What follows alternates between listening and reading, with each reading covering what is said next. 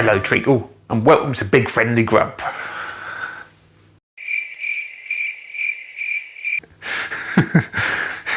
Forgive that weird intro there, and welcome to Big Friendly Grub. I'm Matt, I hope you're well, and the reason for that weird intro today is because we are making a treacle tart. Yes, we are making Harry Potter's favourite dessert, and whether you love treacle tart already or you've never tried treacle tart already but have wanted to try it because you've seen it referenced in the Harry Potter books or anything like that, then this is the time for us to be able to learn how to make it together.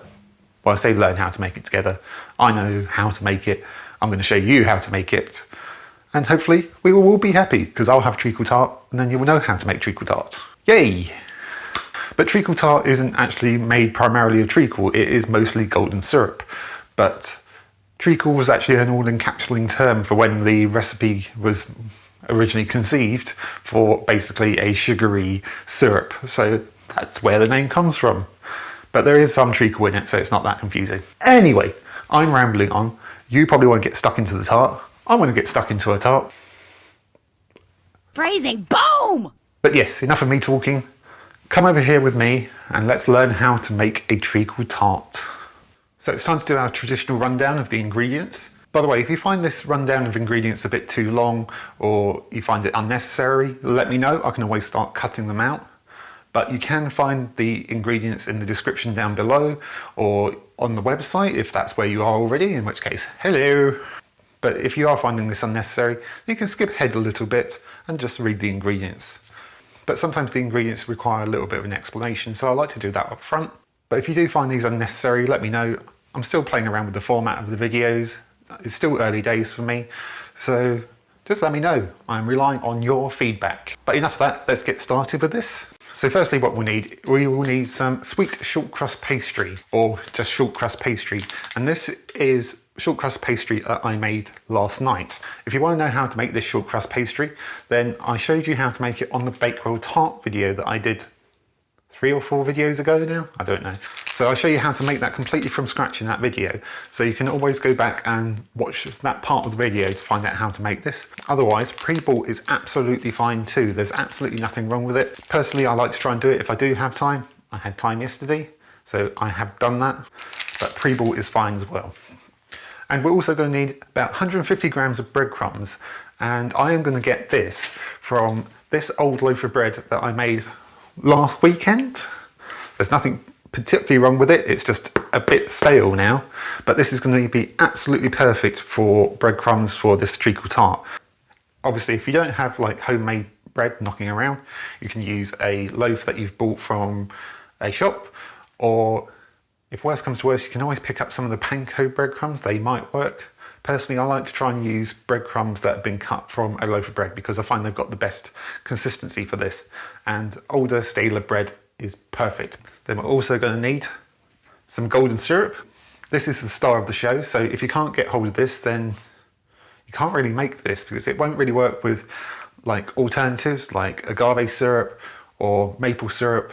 It just won't work. It has to be golden syrup. So if you can't get hold of this where you are, you might have to check online. You know, if you're in the US, check online, or if you've got a British shop near you, then that will also work. Let's try and get hold of it there. But it has to be golden syrup. It usually comes in nice traditional tins, but I've bought the home brand version this time, but it will still work fine. And we will also need some black treacle. This is putting the treacle into the treacle tart. We won't need too much of this, probably about 50 grams, but this stuff is a nightmare to get out of the tin, so you might want to warm it up a little bit first. We'll need a little bit of unsalted butter as well. We'll need a couple of eggs, 1 egg and the yolk from another egg, zest of a lemon.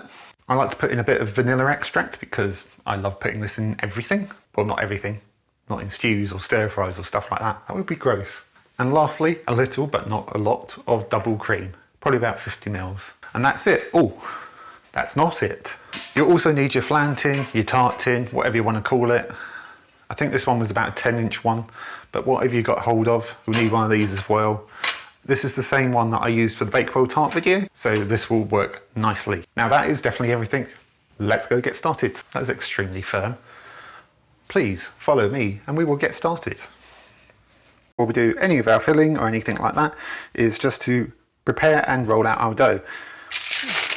As I said, I made this yesterday, so it's been in the fridge since then, so I've had it out for about an hour to kind of cool down, so it's a bit easier to roll out, but it's still firm. So this should be about right. So I'm going to move this paper out of the way. Just going to throw down a bit of flour and a little bit on top. I've got my heavy duty rolling pin here, and I'm going to roll this out to be bigger than our tart case. You probably want it a couple of centimetres thick, very much like we did in the Treacle Tart video. I'm just rolling it and turning it, just try and keep it like that roundish sort of shape so it will fit our tart tin nicely. Keep moving and turning the pastry, not you. Well, you can if you like, if you're making this at home. Put some music on, do a little boogie while you're rolling out. Do whatever you jolly well please. So I would say that's about right. That's a good inch or two bigger than the actual tart case. So I'm going to gently roll this up onto my rolling pin and try not to drop it on myself this time like I did in the Treacle Tart video. It's a heavy rolling pin though, so oh yeah. Pop this under and gently drape this across. Oh, I didn't get it all the way across. Even if you don't do that in one fluid movement, it's fine. You can just fix it like I did. And now we're going to start to get this into all of the nooks and crannies of this tin.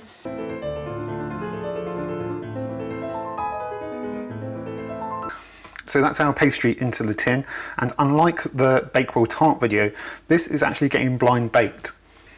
Now if you're not sure what blind baked means, that means that this pastry case is going to be baked in the oven without any filling in, so that we get a nice crispy crust, no soggy bottom. Mary Berry wouldn't be happy if we had a soggy bottom. Now there's a lot of excess pastry on this tart at the moment, so there's a couple of things we can do with this. Firstly, you can blind bake it with this on, and then when it comes out after we blind baked it, we can trim it off then. But personally what I prefer to do is I like to try and get this excess pastry off beforehand. Now because we're blind baking, there can be some shrinkage of the pastry and then it doesn't fill your tin nicely. So the way to get around this is we can pinch off this excess pastry, but what we do is we pinch it off so it's a bit higher than the actual tin itself. So hopefully we will be accommodating for any shrinkage. So you can see I'm kind of like pinching it so it's actually taller than the tin. You might be able to see that. If not, you can see it's not very tidy here, but it's actually up above the tin here. So I'm going to do that all the way around, just pinching like this.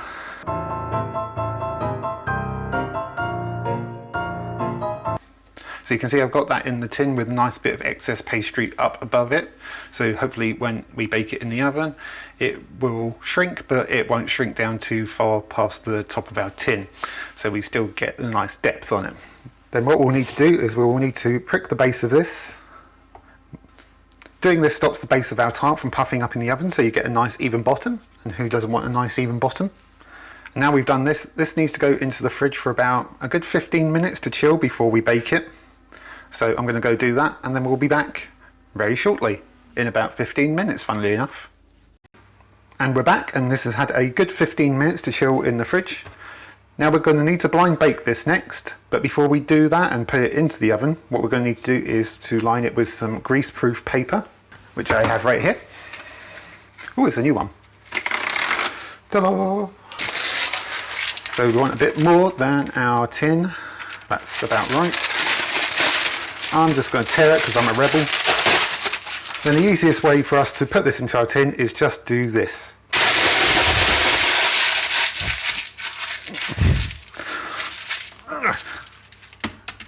Okay, I'm joking.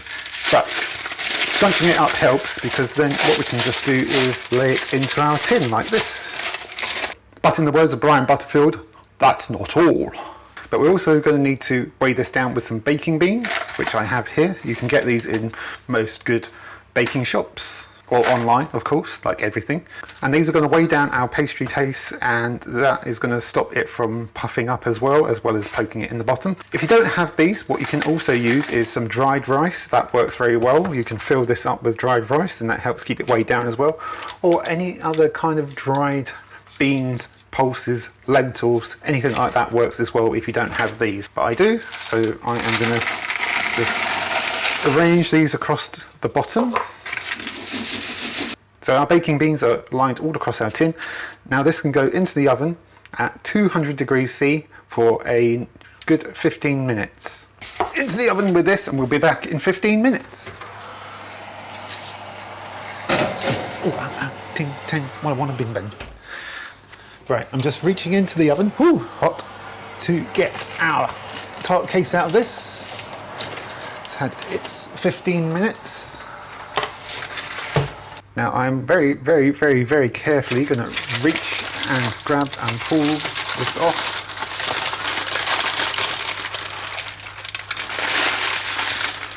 Oh, hot, hot, hot, hot.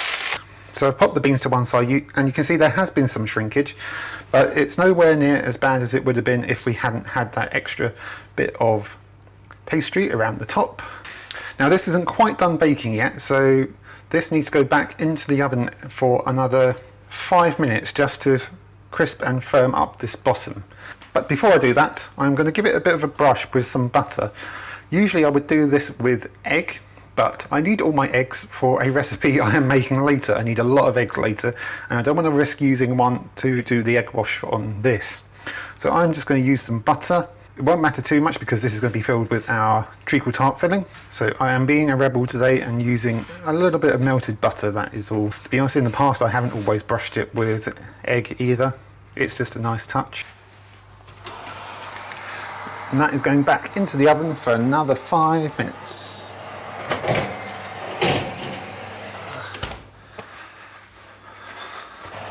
Right, our case has had an extra 5 minutes in the oven, and you can see it's browned up a little bit and crisped up a little bit more. Well, you probably can't see it's crisped up a little bit more, but it has. That'll crisp up further once it's in the oven with the filling.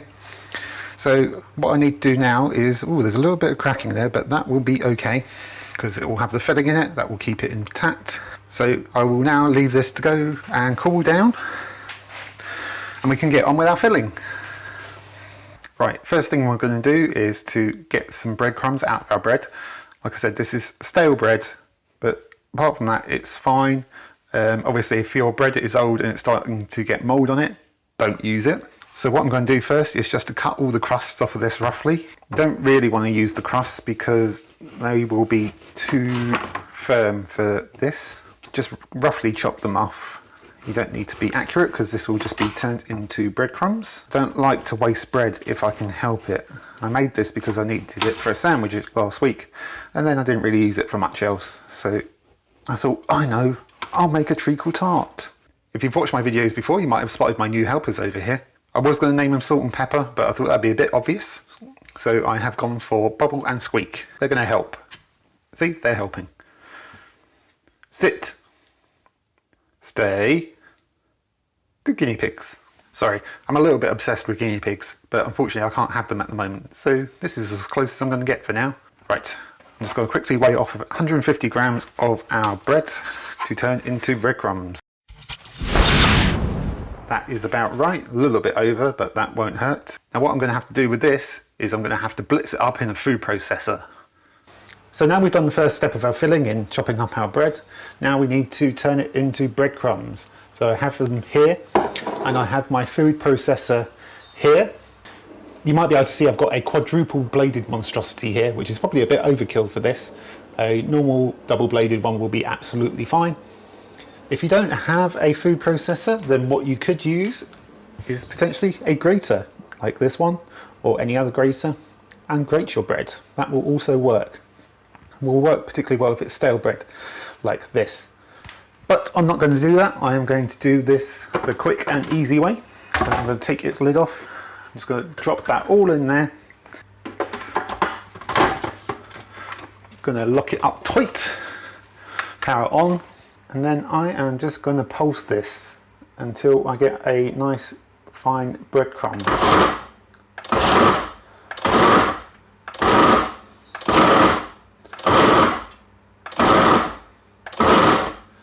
And that will probably do like 5 pulses on this one. It's an extremely powerful food processor, so that doesn't take much time at all. You don't want it ridiculously fine, so I think this will probably do nicely. Turn the power off, Matt, you silly beast. That's probably about right. So that looks good to me, a nice fine breadcrumb there, but not overly fine. So I'm going to pop this to one side and then we can get on with like the actual syrup part of our filling. So now that we've done our breadcrumbs and while our tart case cools, I can show you how to do the actual treacle filling of our treacle tart. And what we'll need is we'll need some butter. I have just under 50 grams there. And then we've got the main star of the show, which is the golden syrup. And we're going to need about 400 grams of this, which is a lot. This is a 700 gram bottle, so we'll be using over half of this. I've got it in this handy dandy squeezy bottle because otherwise it's a nightmare to get out of the tin, which I'll probably show you with the treacle. So I'm just going to weigh this out. Give it away, give it away, give it away now, as Mr. Anthony Kiedis once said. It's a lot of syrup. It's got to take a good 2 squeezes of this. There we go, that's slightly over, but it won't kill us. Not unless we eat one of these a day, then it probably will. Then we have our super sticky treacle, which I've actually had sat in a little bit of warm water for a few minutes just to try and loosen it up a bit. So I'm going to pop in about 50 grams of this. Got to be ever so careful with it because once it starts coming out, it's very hard to stop. Ooh, and that's why it's so tricky, and that's why it's so messy. You're seeing golden syrup in bottles more and more. Why can't they do it with this as well? Probably because plastic's bad, kids. I'm being selfish and putting my own convenience over the environment. That's naughty. Use less plastic. Just to prove the hazards of using treacle out of tins and stuff like that, I have left a nice trail across my floor of treacle. So yeah, clean up after yourselves. Right, now I've cleaned up my sticky spillage. I am going to move this over onto the hob, which I've already put on a medium to low heat using my very professional camera skills here. So I've popped this onto a medium to low heat, and what I'm going to do is just let the butter melt into this and I'll slowly just combine it. We don't want to let this boil or anything like that. We just want the butter, the golden syrup and the treacle to combine nicely. This is such a naughty treat, but it is wonderful, it really is. You can see why it's Harry Potter's favourite. This won't take very long at all. We're just warming this through, just combining it. So our butter's melted in and we have warmed up our golden syrup and our treacle. So I'm going to just turn this heat off now. So what I've got here is the 2 eggs that I showed you earlier. I've actually got one of the eggs whole and I've got the yolk from the other egg. Now, you should know how to crack an egg, hopefully, but if you're a bit unsure about how to separate the yolk from the white of an egg, then I did show you how to do that in the Treacle Tart video, because that's how we made our pastry, so hopefully you are comfortable with that. If not, there are gadgets for that, or you can pass it from shell to shell. There's plenty of ways to separate an egg. So if you're a bit worried about it, look it up, check one of my previous videos. So I'm just going to quickly, very quickly just beat this into it because I don't want to cook the egg, I don't want to scramble it. So very quickly just get that into there. So combine that in. Then I'm going to add in 50 millilitres of the double cream, which I put into this handy sized glass. Very fancy, I don't really use them that much. Then I am putting in a splash of our vanilla extract, not loads and loads, we don't want to overpower it. Then last of all, I'm going to grate in the zest of this lemon straight into this. You don't want to grate down too far and take the pith, because the pith is extremely bitter. I mean, obviously lemons are bitter anyway, but we just want some of that zest for a nice hint of lemon. Just stir that in as well. This is starting to smell really good. I'm going to move this to one side. It can cool down a little bit, but we don't want it to cool down too far because that will make it very tricky to pour into our tart case. So I'm just gonna move this over and grab our tart case. Now I've got our tart case, which has cooled down nicely. It's got a nice crisp sound to it, which you might be able to hear. So what I'm going to do now is I'm just going to get our breadcrumbs that we blitzed up earlier, and I'm just going to pour these into the tart case like this. Some people like to combine the breadcrumbs straight into the saucepan with our golden syrup mixture, but I think this is the easier way because we get a nice even distribution this way, much easier to lay out our breadcrumbs. So you can see that's going to fill up this tart quite nicely. I'm going to try and even all this out just with my hand. My hands are clean, been washing them all along the way during this video. Just don't need to see me washing my hands every time, but trust me, I do it. I will be taking this to work and I don't want to poison my co-workers. I actually like my co-workers. Even if you don't like your co-workers, I wouldn't recommend poisoning them. I think HR will frown upon that quite heavily. Right, so that's all evenly distributed. So what I'm going to do now is I am going to drizzle our syrupy mixture all across the top of this. Get it all over the top of this. Try and get it across every single bit. You see some breadcrumbs that haven't got any syrup on them? Get them. Drown them in that syrup. There we go, that looks good. You'll notice I've transferred this onto a baking sheet because this is going to make it easier for me to take in and out of. You'll notice I've transferred this onto a baking sheet because that's going to make it easier for me. I'm sorry, I suddenly developed hiccups during this whole bit, so I'm going to need a moment. Okay, I think they've gone.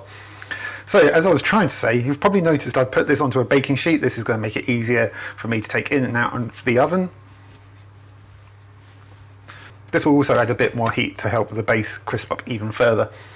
So I'm going to pop this into the oven for a good 15 to 20 minutes, but at a lower heat than what we had for blind baking our case. It's going in for 15 to 20 minutes on 150 degrees C. I will put like the conversions to Fahrenheit and gas mark into the YouTube description, and it will be in the recipe on the website as well. So don't worry about that. So baking this will help firm up our filling, but we still want a little bit of a wobble in the middle, kind of like you would a quiche or a cheesecake or something like that. So let's get this into the oven. That tray's still a bit hot from where I had the hob on. That goes in. And we'll see you very shortly. Right, I believe our treacle tart is ready to come out of the oven. So I am going to Wingardium Leviosa this out of the oven. It's Leviosa, not Leviosa. Little something for you Harry Potter geeks out there, of which I am one.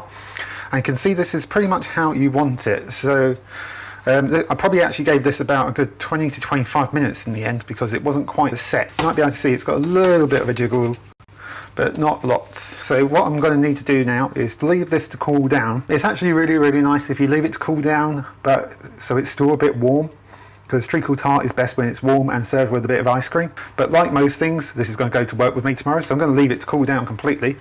So I'm going to take this, go leave it to cool down, and we will check it out in a little while. But look at that, really nice colour on it. Once that cools down and sets up, that's going to be really nice. I'm really happy with that.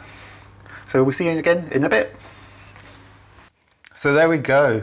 The treacle tart has had some time to cool down. It's out of its tin. To be honest, it's not the best case I've ever baked. It's a little bit scruffy on the top, but it's nice and crisp. It's got a good base underneath, I've checked that. And it's set very nicely. Unfortunately, because this is going to work, I can't really try it now. So we're going to have to wait until tomorrow for me to cut into this, to show you a slice, to see how it looks on the inside. But it smells amazing. It smells exactly like it should. That's a really good smell of treacle tart. It's got so much nostalgia and memories. It's such a classic dessert for so many Brits. You know, my dad loves it. My granddad's loved it. You know, so it's got real tradition to it. Oh, and I really wish I could try this now, but I'm going to have to be patient and wait till tomorrow to cut into this and, you know, share it amongst everyone at work. But I'm pretty happy with that. Like I said, it could have been a bit tidier around the top of the tart, but it happens. You know, on the whole though, I'm pretty pleased with that, and it looks really good. It's another quick view of it. See, it's a little bit scruffy around the top, but That doesn't matter, it's going to taste great.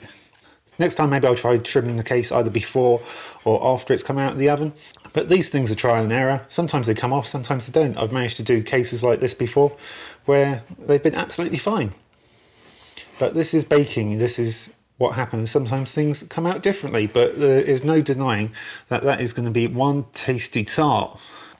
So there you go, that's how you make a treacle tart, Harry Potter's favourite dessert. So if you've read the books and you've never tried it, that's how you do it. Give it a go, it's such a great dessert, it really is.